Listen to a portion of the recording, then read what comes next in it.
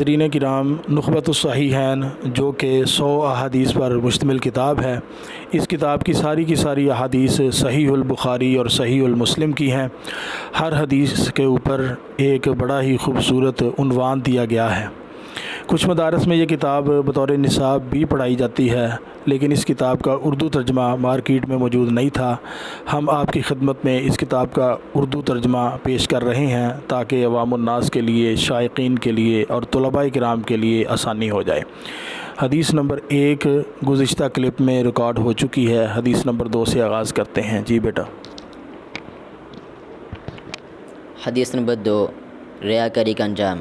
عن جندب رضی اللہ عنہ قال قال النبی صلی اللہ علیہ وسلم، سیدنا جندب رضی اللہ عنہ کہتے ہیں نبی صلی اللہ علیہ وسلم نے فرمایا، من سمع اللہ بہ، جو شخص لوگوں کو سنانے کے لیے نیک کام کرے گا، اللہ تعالیٰ اس کی ذلت قیامت کے دن سب لوگوں کو سنا دے گا۔ ومن یرائی اللہ بہ، اور جو شخص لوگوں کو دکھلانے کے لیے نیک عمل کرے گا، اللہ تعالیٰ بھی قیامت کے دن اسے سب لوگوں کو دکھا دے گا۔ حدیث نمبر 3، نیکی کے ارادے کی فضیلت۔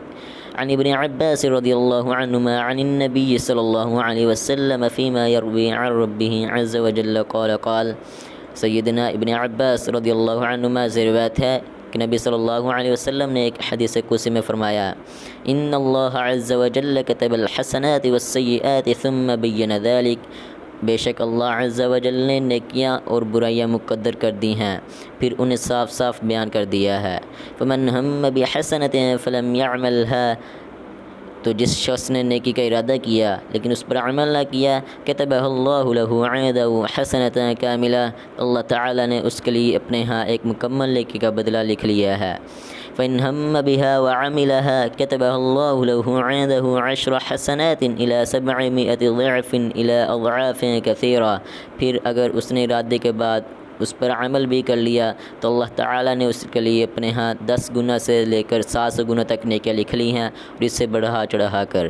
ومن ہم بسیئۃ فلم یعملھا، تو جس شخص نے برائی کا ارادہ کیا لیکن اس پر عمل نہ کیا، کتبہ اللہ لہ عندہ حسنۃ کاملہ، تو اللہ تعالیٰ نے اس کے لیے اپنے ہاں ایک نیکی لکھ لی ہے۔ فإن هو هم بها فعملها كتبه الله له سیئۃ واحدہ، پھر اگر اس نے ارادے کے بعد اس پر عمل بھی کر لیا تو اللہ تعالیٰ نے اس کے لیے اپنے ہاں ایک برائی لکھی ہے۔